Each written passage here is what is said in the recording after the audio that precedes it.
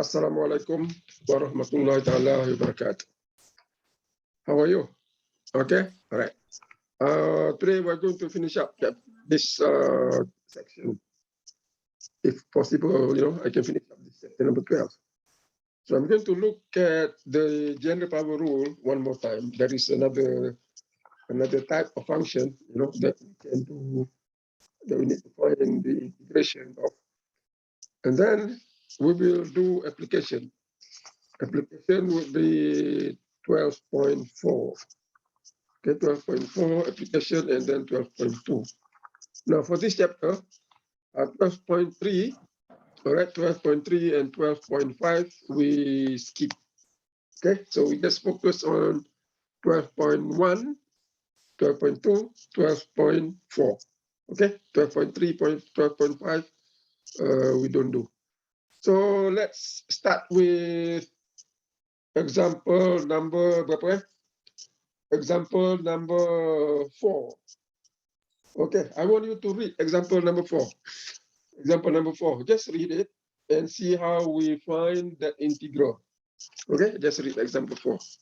To start with. Saya mute ke? Tak kan? Okay.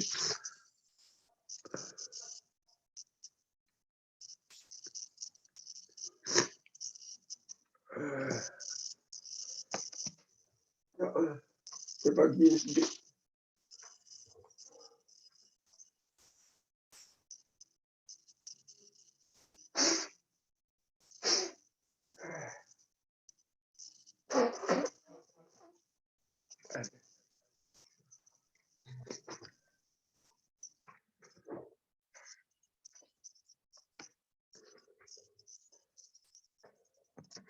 Okay, if you look at example 4, you will see the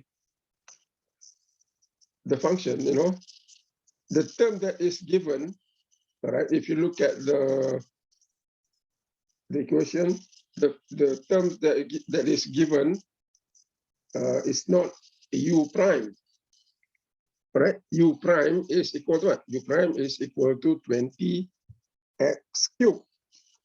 But we only have x cubed, which is not 20x cubed. So now, how can we find the integral of that function? How? That's why I want you to read that example. How do we do that? So here, okay. So here, what you can do is this. You have the form u to the power of n, u prime, okay, dx, and of course the integral will be equal to u n plus 1 over n plus 1 plus the constant c.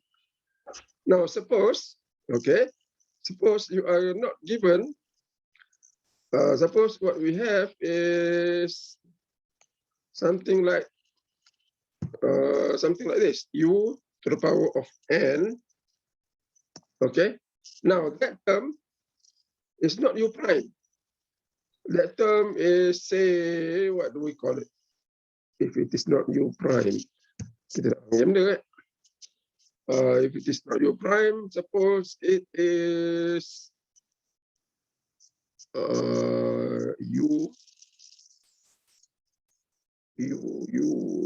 suppose it is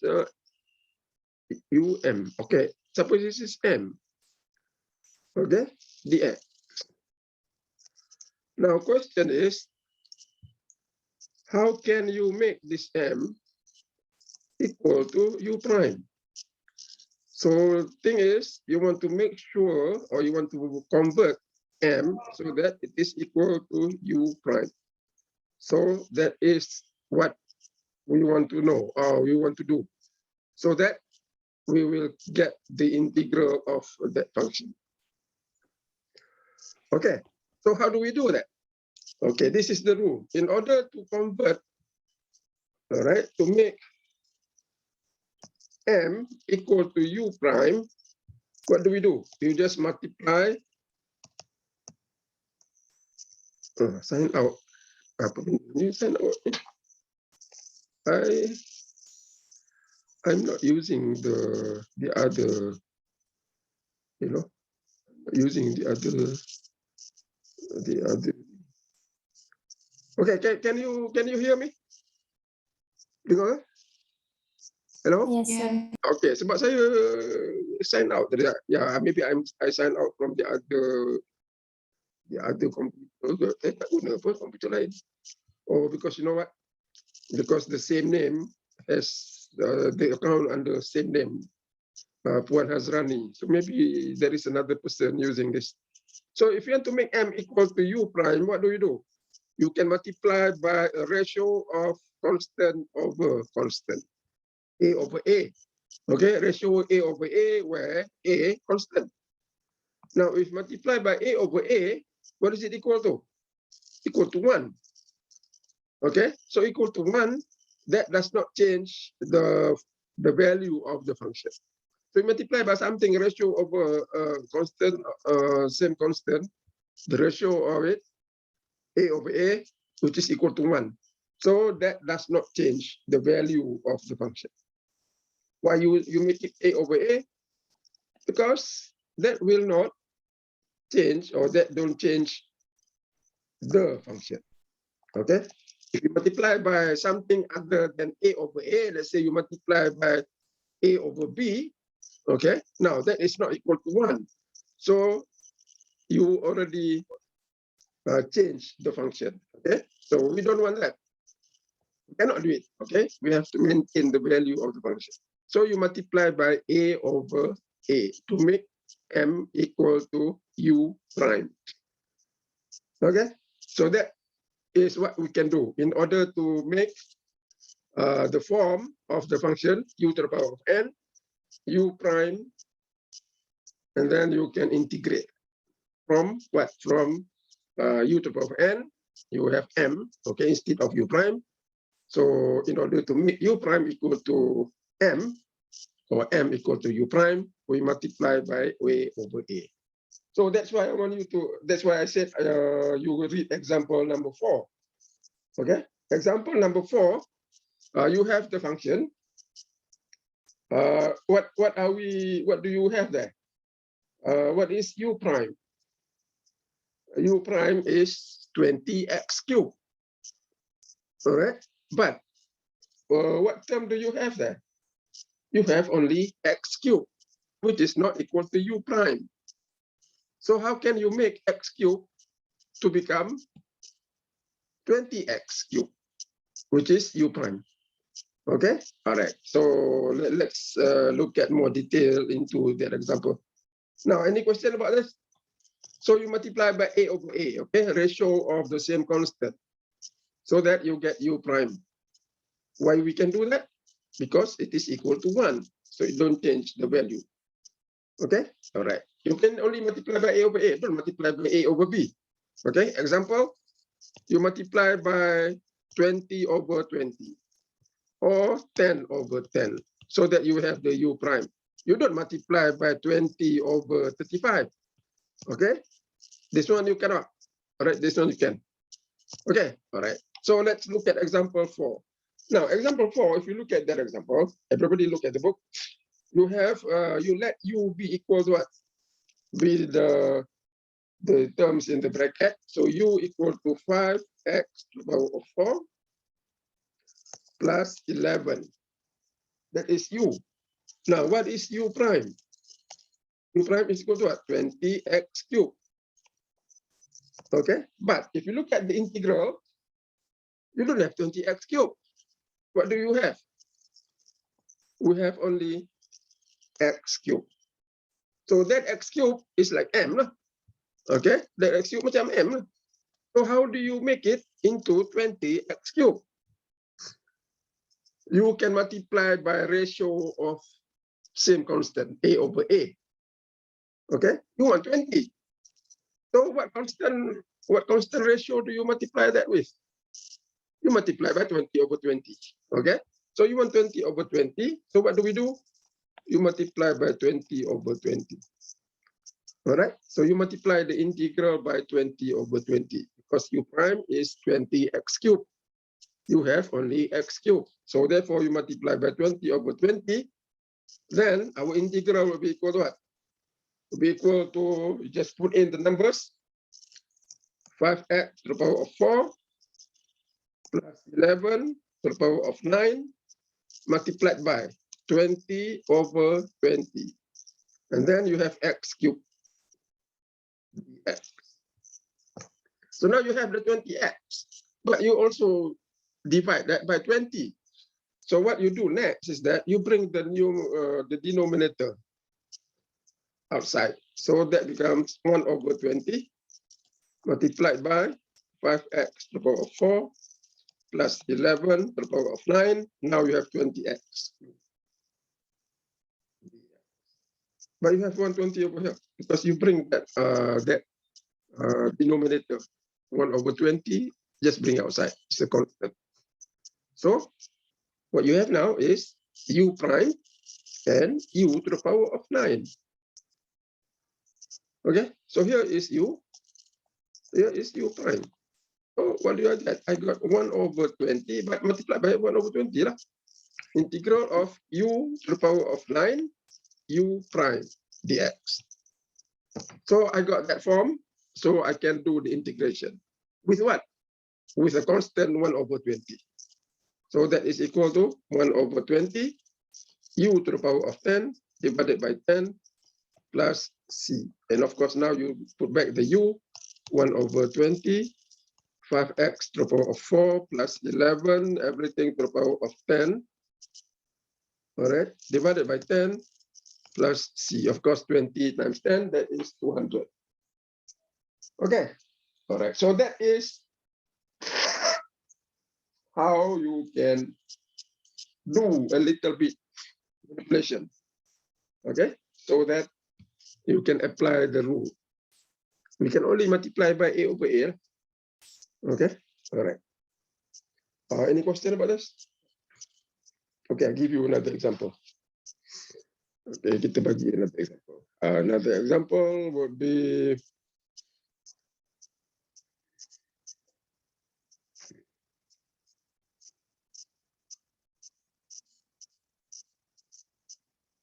you look at example number 5.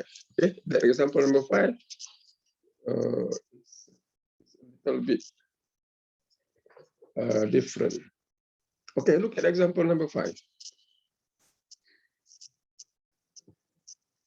So what you have is, I want to integrate, you bring the, the power, the square root. So that will be equal to x to the power of half lah. So you got x cubed minus 4 to the power of 1/2. And now you got 5x squared. Okay. Just do this virtually, verbally. All right, what is u prime here? What is u prime? If you let u be x cubed plus minus 4, what is u prime?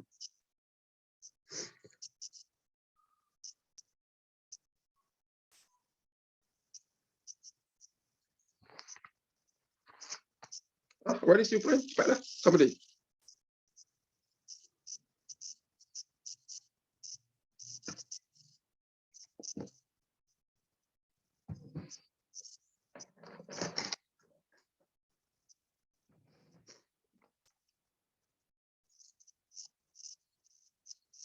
Hello. Do you hear me or you don't hear me? What is u prime? You let u be the terms in the bracket. What is u prime? 3x squared. 3x squared.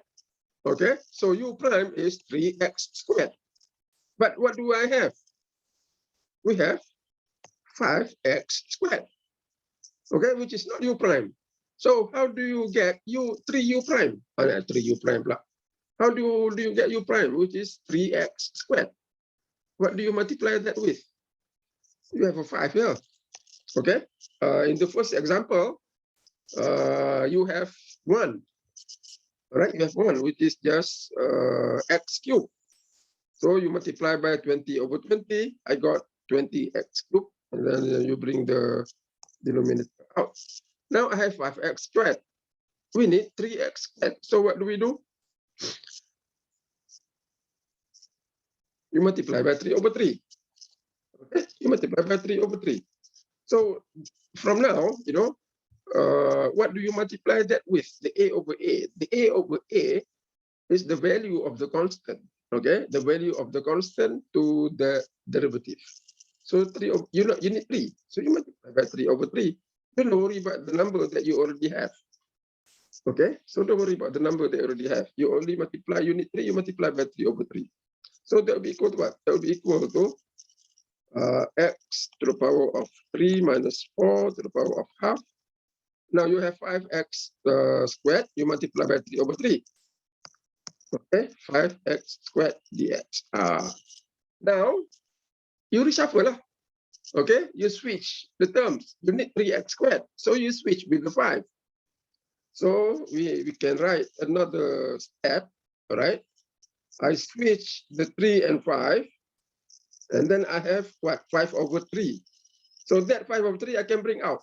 So I got 5 over 3, integral of x cubed minus 4 to the power of 1/2. Now I got 3x squared. So you have, or you can apply u prime. So if you do that, okay, you have u prime 3x squared, u, so you can apply the rule. Just finish it up. Okay. So thing is, you multiply by a over a. And to be more specific, that a over a is what? Is the coefficient to the terms in the u prime. Okay, all right.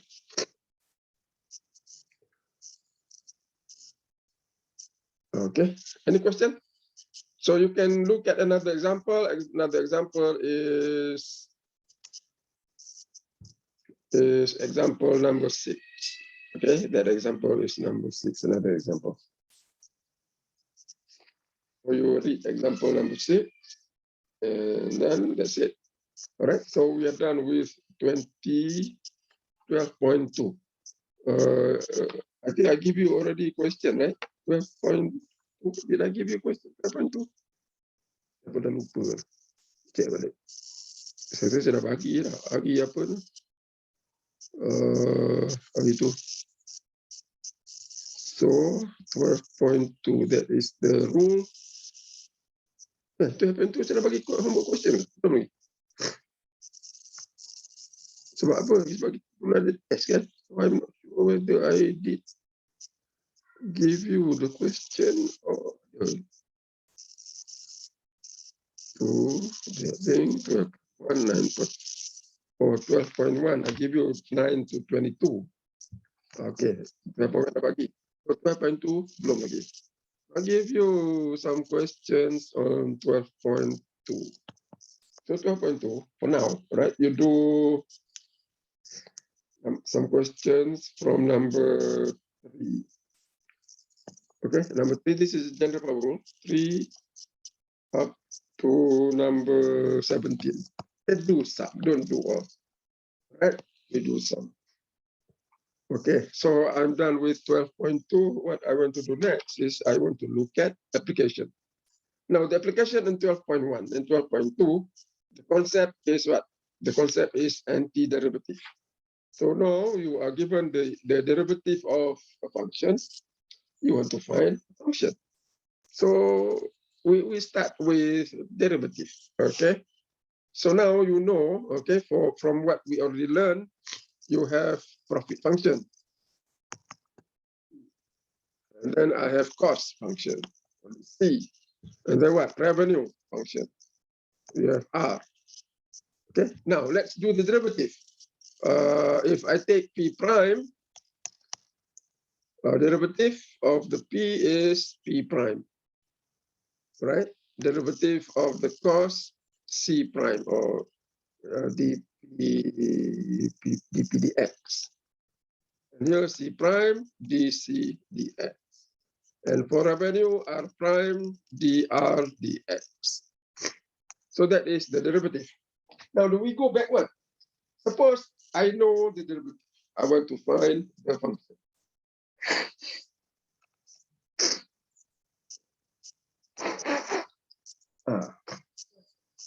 You know the derivative, you want to find the function. So the derivative is what? For the profit, is marginal profit. For revenue, it's marginal revenue. For cost, marginal cost. So what do? You do the integration, okay? So if I know the derivative, I want to find the function, so you integrate. So that is the basic application, okay? You integrate R prime, you get R. So if you look at 12.1, you see here example number 7. So look at example 7. Okay, I want you to read example 7, and then we will discuss together. So read first, okay? Because in order for us to do that, we have to understand the basic. So please read the example 7. I'll give you 2 minutes.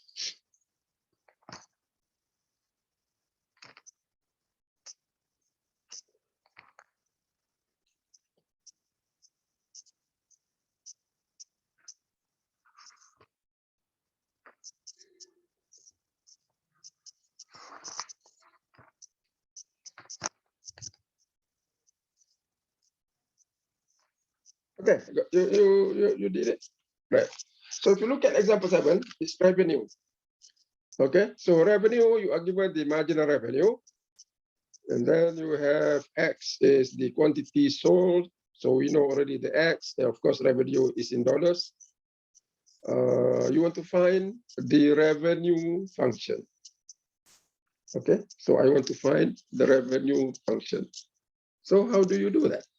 So in order to find the revenue, you are given what? We are given the R prime, the marginal revenue. So what do I do to find the revenue? What do we do? We integrate. Okay, integrate R prime or marginal revenue. All right. So R, okay, R, given you have R prime, so R is equal to the integral of the R prime. And that is equal to the integral of, is given what? 300 minus 2x.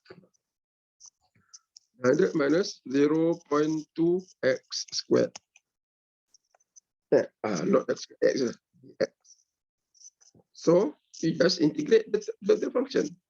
And that is equal to what? That is equal to, you just look at that example, okay? But if you want to do it, that's fine. 300x minus 0.2x squared over 2 plus a constant k. So you can use k, you can use c. All right? So that is the value of k, constant. So now you want to find the revenue if I sell 1,000 unit of the good, which is motherboard. So make sure you know what is X, okay? The revenue, of course, in dollars. So give the unit. So next question is, I want to find revenue if I sell 1,000 units of motherboard. So in order to do that, I have to settle that A here, okay? Now what is the constant in order for you to find revenue? So at X equal to 1,000, what is revenue? No, R prime, you want it revenue. So how can you do that? That means I have to find the value of that constant first. Okay, all right. Now it's easy. So if you look at revenue, if, okay, you don't have to be given. We know that. If X equal to 0, what is our revenue? You don't sell anything. What do you get?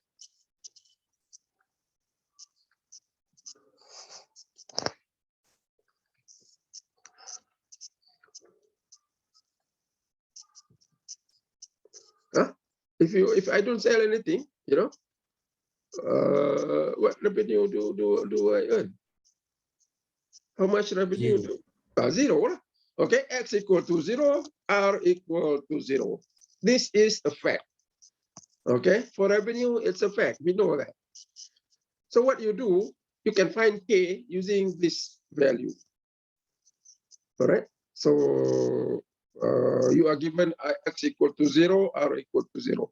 So this is what we call sometimes, they call it initial condition. Okay, initial condition. They will give you 1 point. They give you 1 point.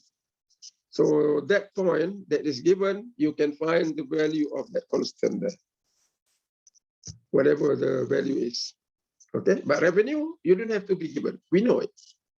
So if X equal to 0, R equal to 0. So therefore, what you do, you substitute into R. So what do we get? We get 0. Okay, revenue is 0. Then I have 300, 0 minus 0.10 plus K. So what is K? K is 0. All right? K equal to 0 lah. So when K equal to 0, then you can find revenue. So K equal to 0, you put back into the revenue function, K equal to 0. So what do I get? I get the first two terms. All right. So therefore, you look at example 7. Okay. Same. Therefore, what is our revenue? Therefore, revenue is equal to the first two terms. All right. So you write down, finish it up. And after that, we can do at X equal to 1,000, you can get revenue by substitution. So you substitute, and you will get the revenue. If you look at the book, you get $200,000. Okay, all right. Now the thing here is, all right, the application here is two things important. One is, of course, the antiderivative. You are given the marginal revenue. You integrate, I get revenue. The other one is the initial condition. You want to find the value of K. All right. So how do you do that? For revenue, you got X equal to 0, R equal to 0. Okay. All right. So that is what you call initial condition. That is example application for 12.1. Oh no, 12.1. So for the application 12.1, I would like you to do 42, 44. Okay, revenue. I think that will be 44, and then maybe I'll give you one more. I give you 48. All right, now 49. 49, I want to do now. Okay, so, all right, I give you 3 minutes to do that 49.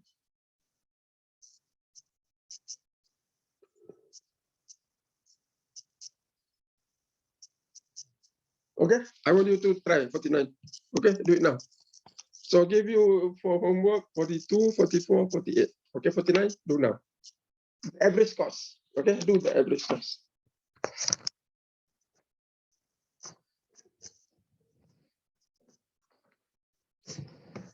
Okay, tapi berapa? 12.1.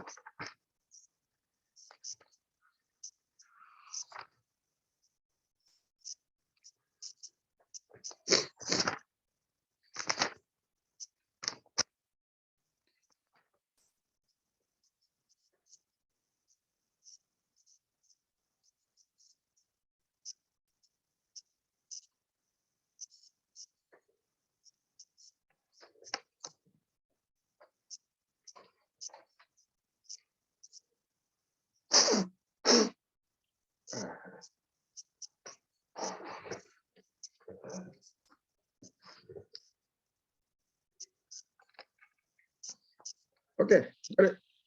So you have to do what? You are given the average cost. You want to find, right? You want to find the average cost. Now, what you are given is the derivative of the average cost. Okay, so you are given the derivative of the average cost. So how do you find average cost? Integrate. Okay, you integrate the derivative of the average cost. I get average cost. So you remember that, okay, antiderivative. You are given the cost, you have marginal cost, or sometimes you're given the profit, marginal profit, you want to find the profit, you do the integration. Here you have, they give you average cost. Dia nak cari cost function tak ada pula, example.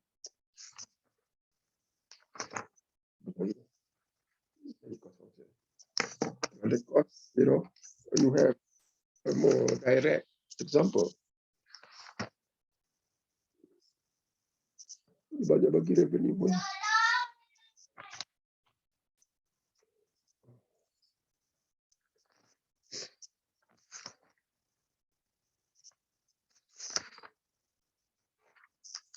12.4 lebih ada. 12.4. Ya, 12.4 that is. Okay, 12.4 ada. So tak apalah, kita do that thing as a the idea is the same. Okay, you want to find the average cost. You are given the derivative of the average cost. So integrate that thing, I get average cost. So you want to find the average cost, that means I integrate the C prime. Okay, C prime D. That is the derivative of the average cost. You differentiate, you got it.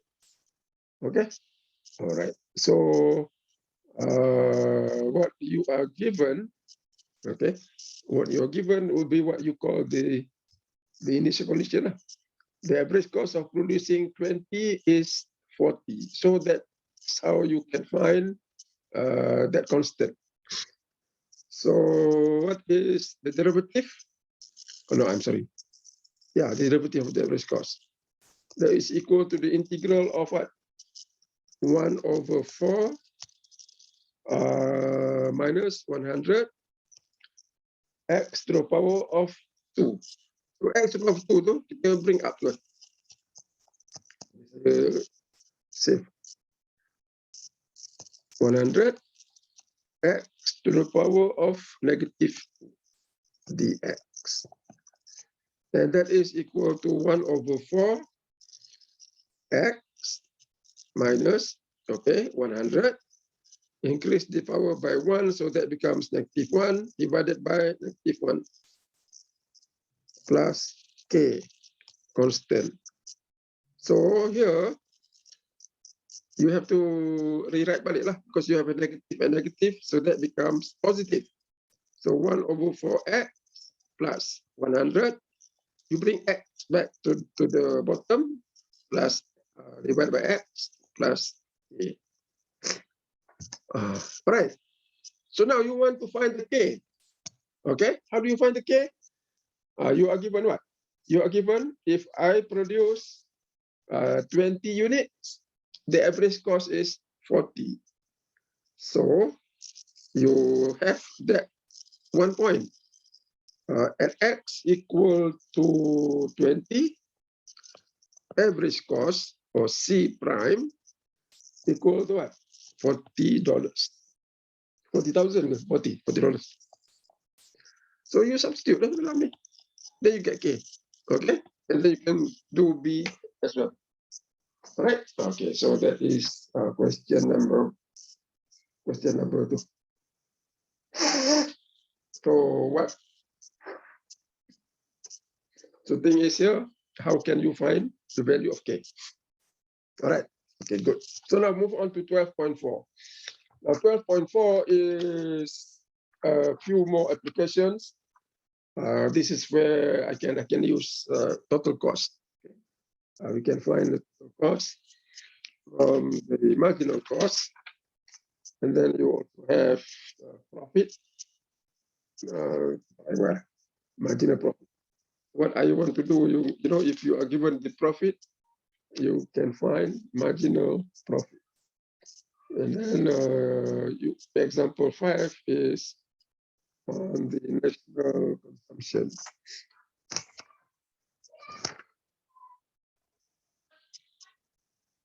So let's look at example 1, 12.4. So 12.4, example 1. Right? You have marginal cost given, and then you have the fixed cost equal to 10,000. I want to find the cost function. So look at example 1.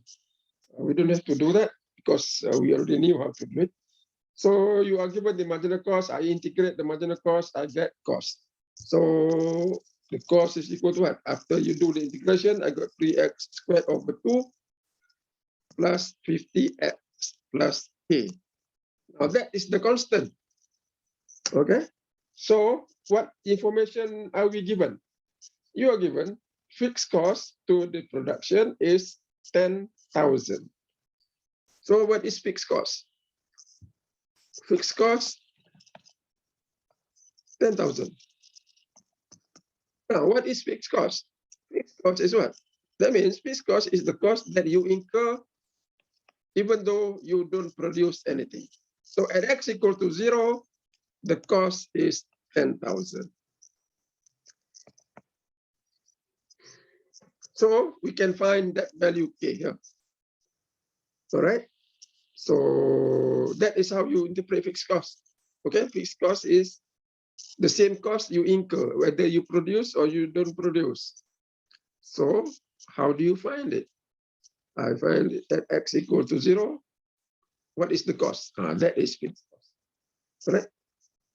So if you put that thing here, then you get k. All right. So you substitute into c, then equal to 0, 30 over 2 plus 50 plus k. So k equal to 0. So you got k equal to 0. You put back into that c, then you got the cost function. So therefore, the cost function is given as k is not equal to 0. Belum lagi. Plus k plus ini bukan 0. I'm sorry. This is not 0. What is the value of cost? You know, you be careful. It's not 0. What is it? 10,000. So I forgot that. So C equal to 10,000 because information coming from there. So therefore, K is not 0. Dengan revenue. K is equal to what? Ini berapa ni? Ini. K equal to 10,000. So therefore, our cost function is equal to, you have something, 3x squared over 2 plus 50x plus 10,000. So you got the value of k, we put in, you got the proper cost function. And after that, you can find cost at any point, okay, at any value of x. So that is marginal cost. I have already looked at the marginal profit. No, I'm sorry, not marginal profit, marginal revenue. Now I would like to look at national consumption, just example number 5. All right, example 5, you have national consumption. This is more of macroeconomics. All right, so you have consumption equal to $6 trillion when the disposable income is 0. So national income, example 5.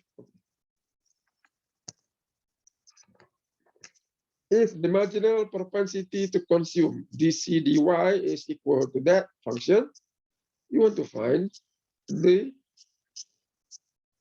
national consumption. So here, you want to find national consumption, basically consumption.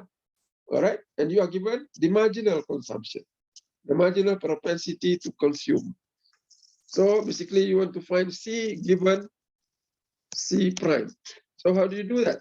I integrate C prime, dx, I got C. Here they use Y. Okay, so use Y, doesn't matter apa-apa. All right, we go by that specific quality too.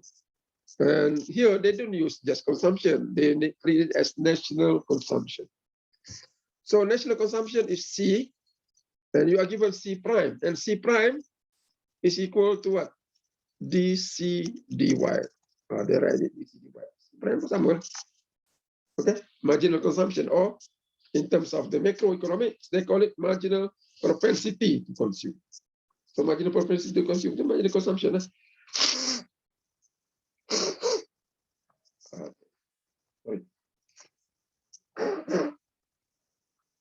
Sejuk, malam tadi hujan. So you got that thing. Integrate the marginal propensity to consume, you got C, and then you have the value of K. So how do you find K? So you are given, all right, the initial condition, if your income is 0, okay, if Y equal to 0, so look at example 5, okay, I'm not going to do everything.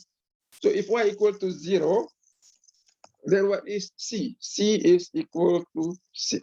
So you put in, you substitute into the consumption function, then you got K equal to what? K equal to 6. So you do this, the substitution, I got K equal to 6 by substitution. And then you can find whatever the national consumption function. Okay?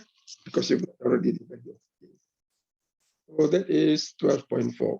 Now 12.4, I'll give you some questions. Number 1, that is on the cost. Now they give you cost. So cost 12.4.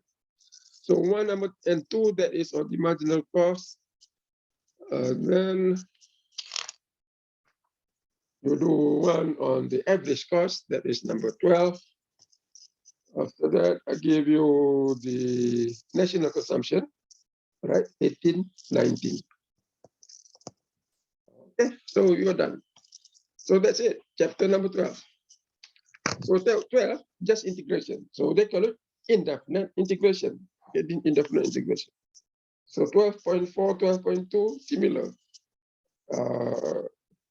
You have the application that is based on what? Based on the antiderivative. Right? Okay, good. So we're done with that chapter 12. Now 12.5 we don't do, so don't worry about 12.5. We may do, all right? We may do if we have time. I will do a little bit of 12.3, but I want to finish up this thing first and see, how we are going to go about it. Maybe I'll go back to 12.3. Now, we will move on to chapter number 13. Okay, chapter number 13. Now, chapter number 13 is the definite integral. So, 13, we don't have to worry about the theory in 13.1. Okay, what we need is only to have the idea. Okay, the idea of definite integral. So we start with 13.2.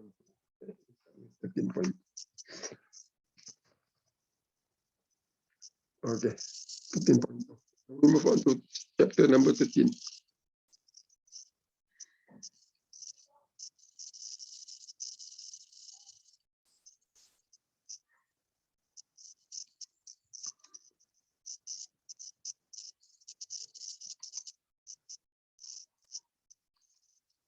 Okay, go to chapter number 13.2. I'm taking your names.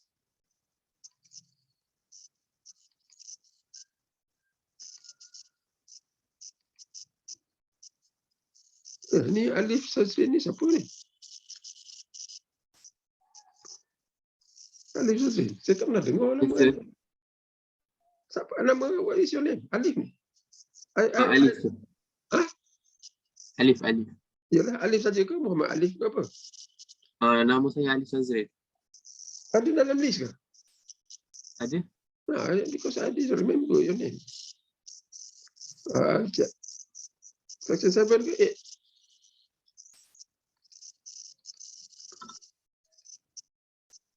Saya tak ingat nama list.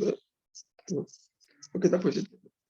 Alright, now we go to chapter 13. Sekejap ya. Saya cari note ni sekejap.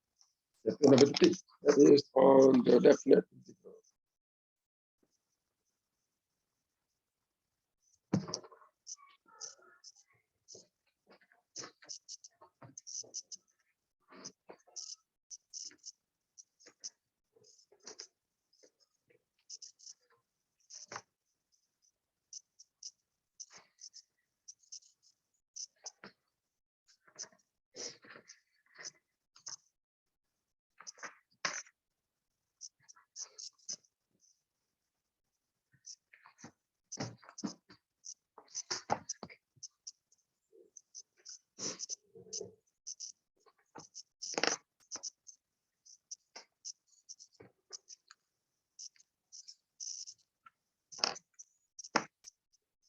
Okay, definite integral is this. The idea is this.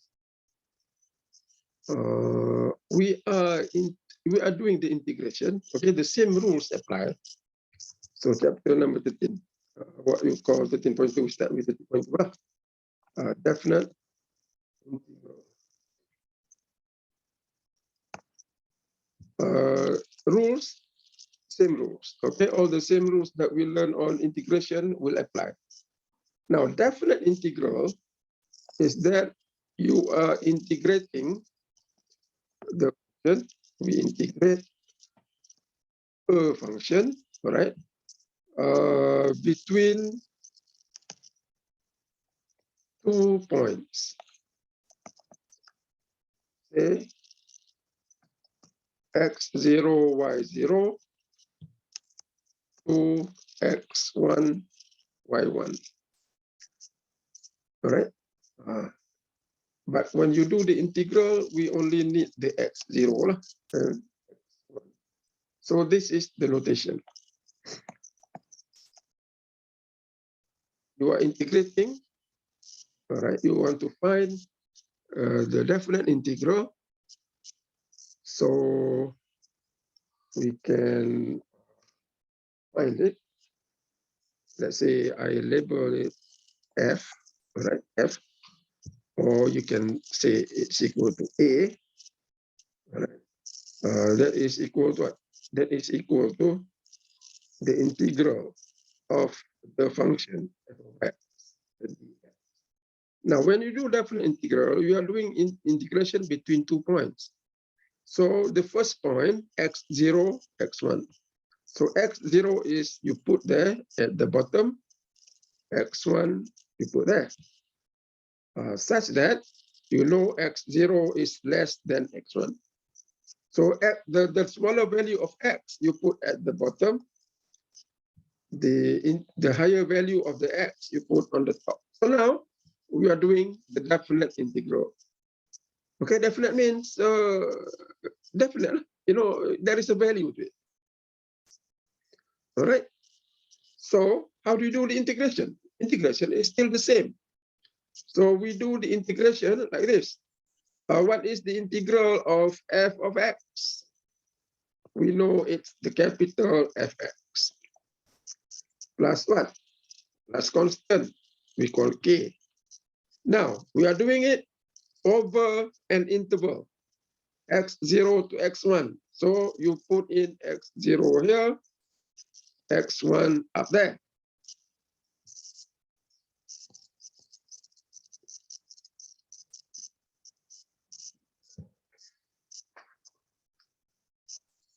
Okay, so that is definite because x1, x0 is the value of x.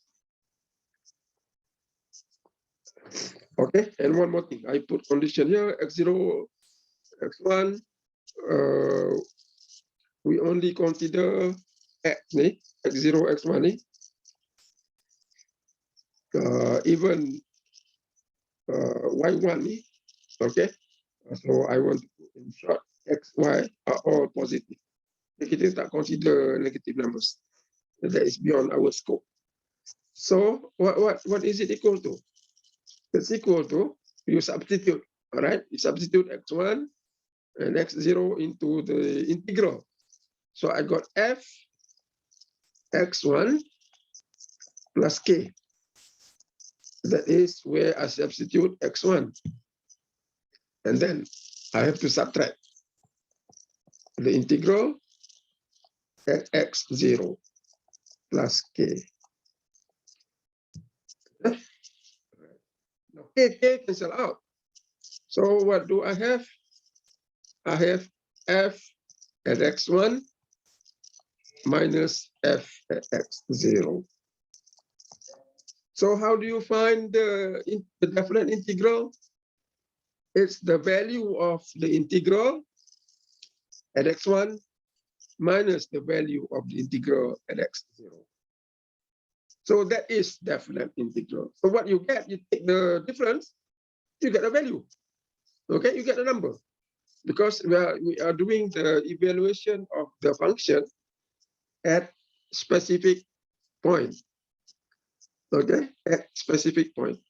So that is the basic definite integral. Okay, okay. So let's consider an example. Are you done? Yeah. Now I want you to make sure you understand that this idea. So I'll give you time. Okay, I want you to write down, see what is the method, and then when you look at example, this now. Okay. Got it? Any question? Anything? If you have a question or you are not sure of something, let me know so that I can go through one more time. Okay? Because now, like I said earlier, we are going a little bit faster because time already tight constraint. Okay, you got it? Okay. So if you understand that, that's the ideal. So let's do an example. So let's say I want to find the integral f or a. Okay, sometimes you use a. Find f or, and then afterwards I will justify apa saya itu a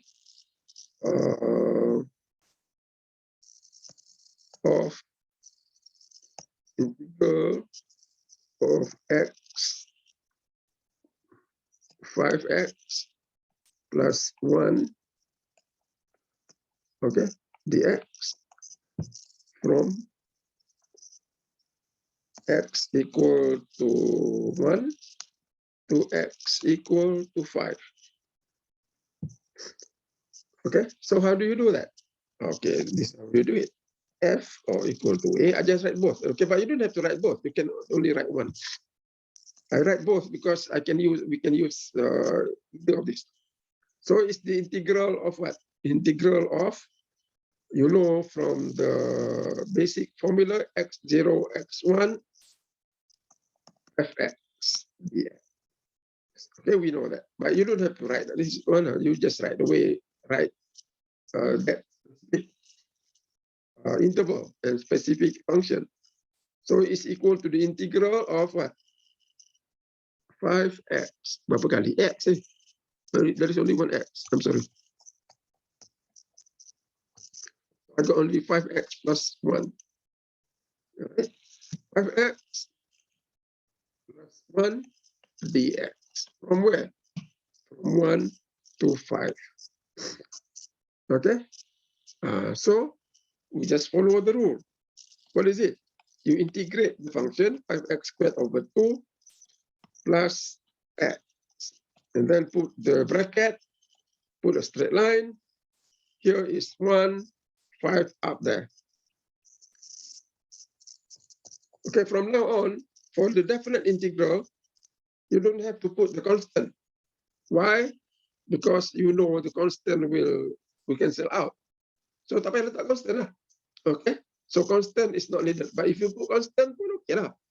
But you don't need the constant because at the end, the constant will cancel out. So So you don't have to write k like S2 unless you are doing the indefinite integral like epsilon number 12. So what is it equal to? We know it's the substitution into the function. So I got 5 squared over 2 plus 5. That is the value of the integral at 5, the bigger value of x, minus 1. So 5, 1 squared over 2 plus 1. Put a bracket there. Don't break the bracket yet. Okay, you break the bracket afterwards. Minus. Okay, so you get the value. All right, so you put in, you get, or you find it.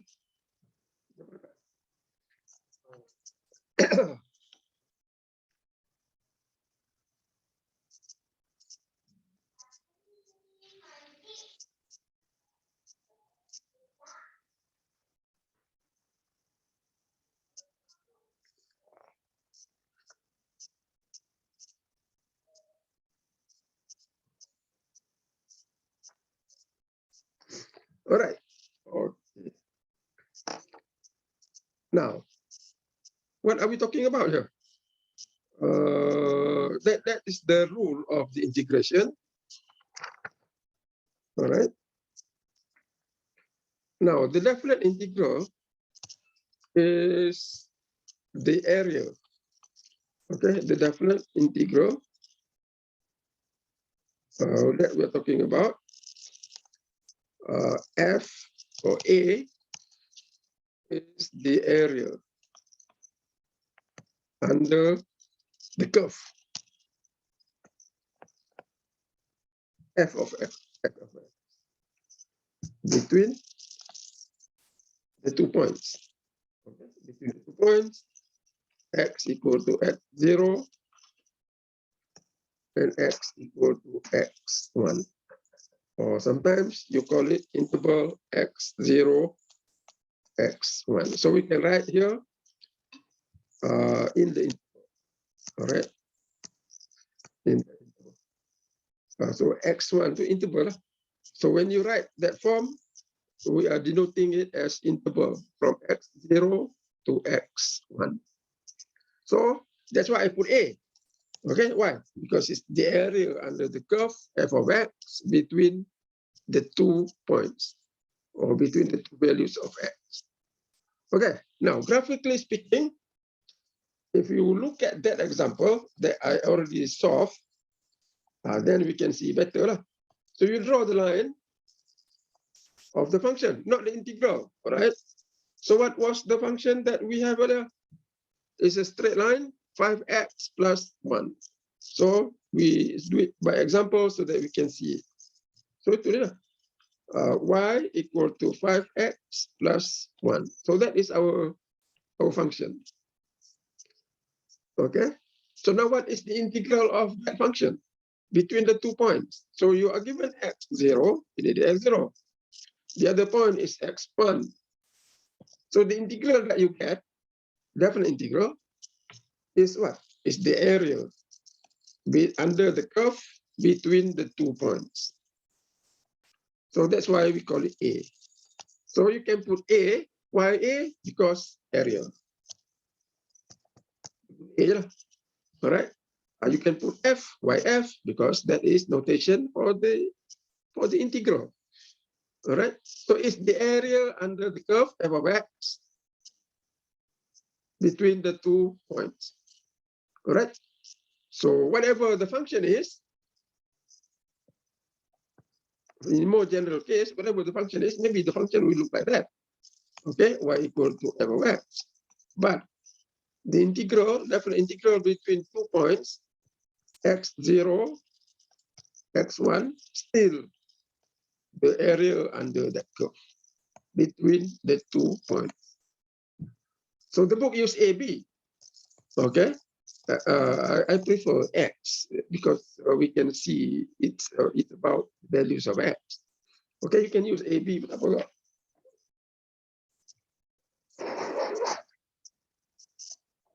Okay, So if you look at the example that I already discussed, okay, now kena carilah value ni. Anybody has found the value? If you have not found, can you get the value so that we can relate back to the diagram? You can see the area, actually how big it is. Okay, boleh cari tak? 25 times 5 divided by 2 plus 5. Lepas tu tolak 5 over 2 plus 1. 5 over 2 plus 1. 2.5. 2.5 plus 1, 3.5. Okay, itu dia saya tahu. Yang pertama itu saya tahu. Okay, cuba cari. Berapa? First person to get it, let me know. What is the value?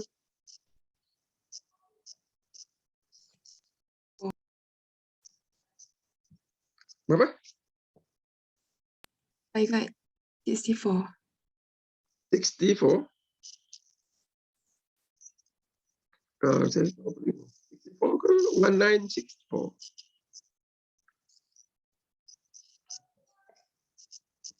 Berapa ni? It's 4, the total. Berapa? 64? Ni, Yes. 64. Okay. Yeah. Is that right? Okay, good. So now, area tau, that's the area. So that's 64. What is it? It's the area under the function 5x plus 1 between what? Between 1 and 5. So you can find the value of y kat sini. Okay, of course you can find the value of y, but it is not needed. All right, it's not needed for us if you want to just find the area. Okay, all right. So the area between that thing is equal to 64. Now unit for area, apa unit for area? Unit for area is unit squared. Itu kita belajar daripada matematik lah. But in this part here, kita tak payah kata unit square lah. Kita letak 64 je cukup. You know, it's area. Okay, area meaning what? Area meaning you multiply the width and the height, the width and the length, you get the area square. Huh? Okay.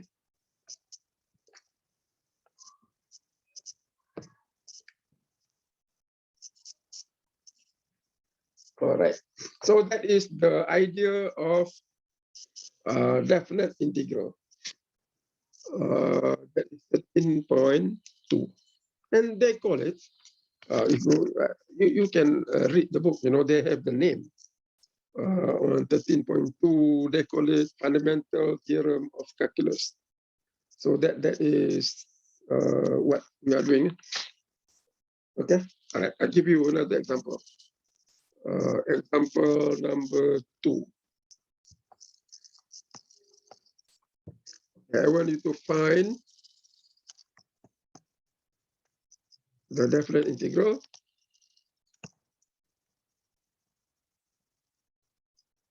also area under the curve lah, or area under f of x. Okay, if you have 4, I think 4, y equal to f of x equal to x squared. Okay, x squared from, now I give you the interval. So we can write the interval. You can also write from x equal to x0 or x equal to a to x equal to b. So if you look at the book, they use from x equal to a to x equal to b. Somewhere, okay, we use x from x0 to x equal to x1. An interval, we write in terms of interval, say from 2 to 10.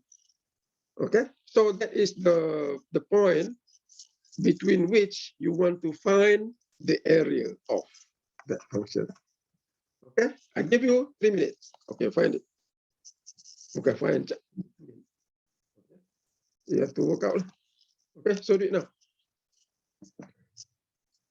If possible, okay, sketch the graph because the function is easy. Function you know already, right? How it look like. So sketch, sketch the curve, and then you can see the the area more clearly. Okay, okay, do it.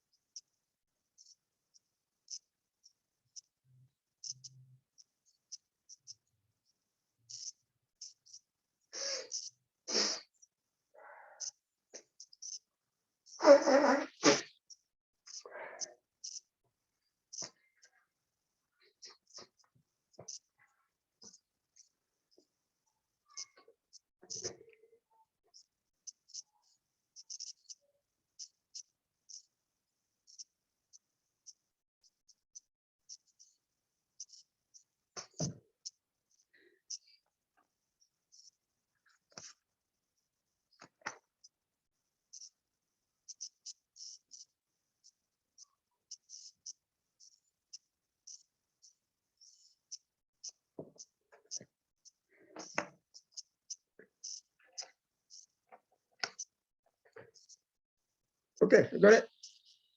So the integral, all right, the integral will be what? Will be x cubed to the power of 3. No, x cubed divided by 3. So the area A, we just use area, or you can use F, is the integral from where? From 2 to 10 of x squared dx. So what is the integral? X cubed over 3. Now you don't need the constant because we know the constant will cancel out. So from 2 to 10. Do this substitution, you get the values. All right. So the area will be equal to something. Now, if you draw the graph, not draw, sketch. If you sketch the graph, then you can see the area visually. Y, x squared. How does it work? Then y equal squared. From 2 to 10, that is 2. So that is the area that you want. And that is equal to apa benda you dapat situ lah. Okay, all right. So that is definite integral. Now, I would like you to look at the following. I give you now. Let's see. There is an example.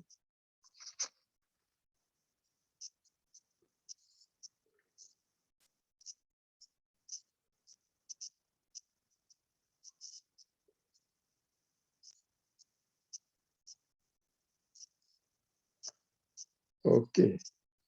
Now, you can okay. Here I want to show you how to apply. Okay, apply the sum and difference rule. All right. I'll give you an example. Let's say I have the integral from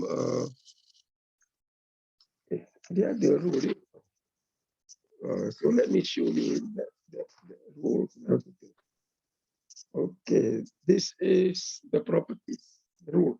Okay, the rule, you want to apply the sum and difference rule. Actually, they show you the rule. 12.2, 13.2. Look at the fundamental theorem.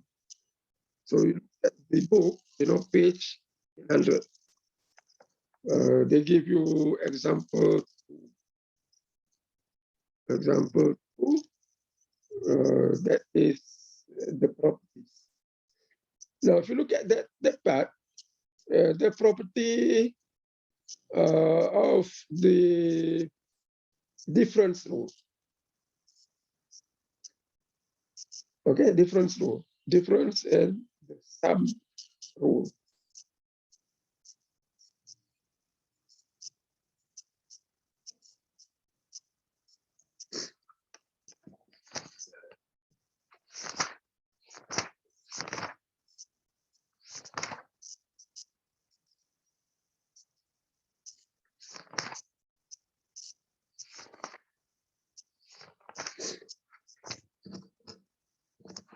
There was rules, no?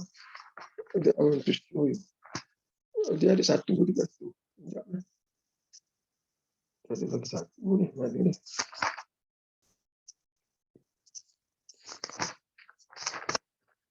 Okay, that is the rule. Now, if you're given two functions, all right, you're given two functions. F of x. Let's say you have f of x, and then I have g of x, and then you want to integrate over same interval. All right, a.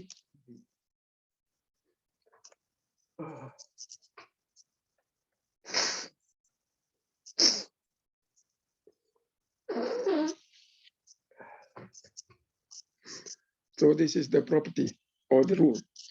Now I want to integrate this from A to B or x1 or x0 of f of x plus g of x dx. I have a summation sign there. Now, if you are talking about the same interval, two functions, then it is equal to integrating individually the function.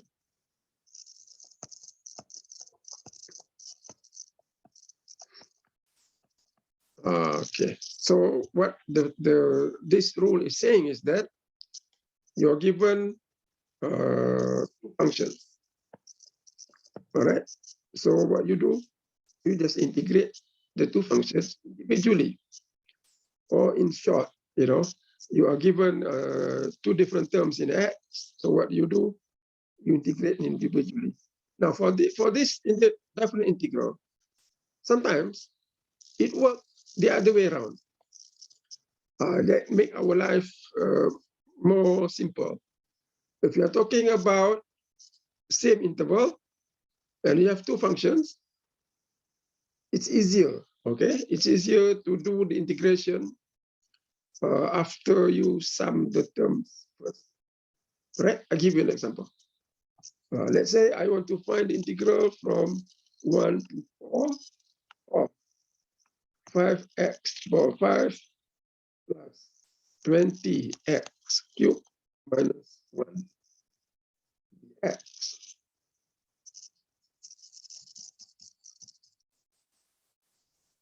Dx plus, okay, I give you another term. 1 x squared negative 4x to the power 5 minus 20x cubed dx. Okay. Now, what you're given is something that is on the right. You have two different integrations. So you do integrate individually. But if you apply the rule, what you do, instead of integrating each of the functions, you add first. Okay, you add first and then integrate. That means you apply the rules. You go backward. We can all go, what we already been doing, we go from the left to the right. Okay, that's we know. How do you do integration? You integrate each term. But here, you want to simplify our life. You are doing the integration between the same interval. you have two functions, and they are added to each other. So what do? You add first, and then integrate, and then you see how our life is made very easy. So it's equal to what? 1 to 4. So here, what do I have? I have a plus. So you add first. Okay, so 5x power 5 plus 20x cubed minus 1, that's 1, plus. Now I have to have the big bracket. Negative 4x power 5 minus 20x cubed. Put big bracket, dx. So what is it equal to?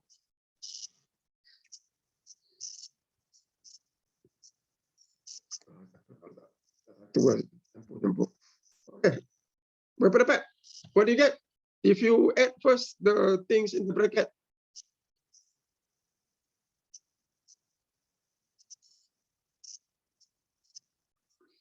what is the new function? Equal to what?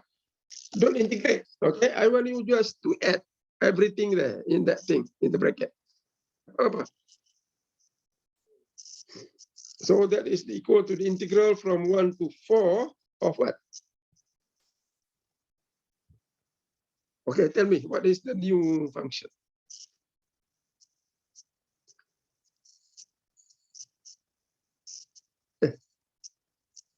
X That's power 5 5 plus 1. plus 1. You see, you get a very simple function. Okay, so kita maintain lagi. Okay, so what you got? You got x to the power of 5 minus 1 dx.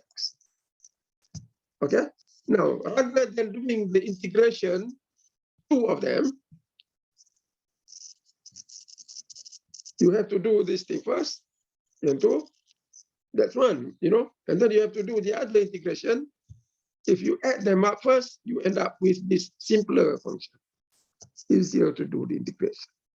So when you have a summation of two integrations, you can apply that rule. You add first the terms, okay, and then you do the integration.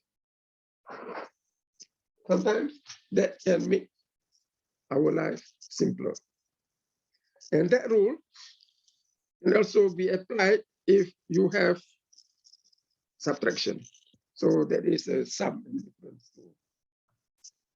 Okay, all right. Now the other rule is this. If you have one function, y equal to f of x, and you are given two intervals, a, b, b, c. Okay, and of course, you know a is less than b, less than c. So you know that interval. So the interval will look something like this. You have f of x,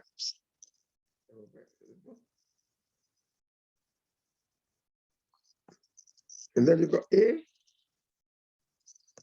b. Now I want to find the integral from a to b. That's one. After that, b to c. Second one. So you are doing two integral. Okay, so what you have is this. You want to find the integral for the a equal to the integral of f of x dx from a to b plus integral from b to c f of x dx. So you have to find two integrals.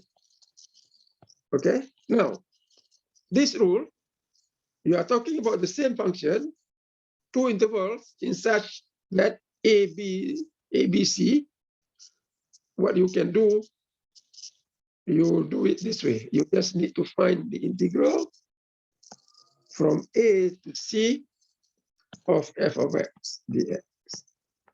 So you just simplify your life. You just do one integral.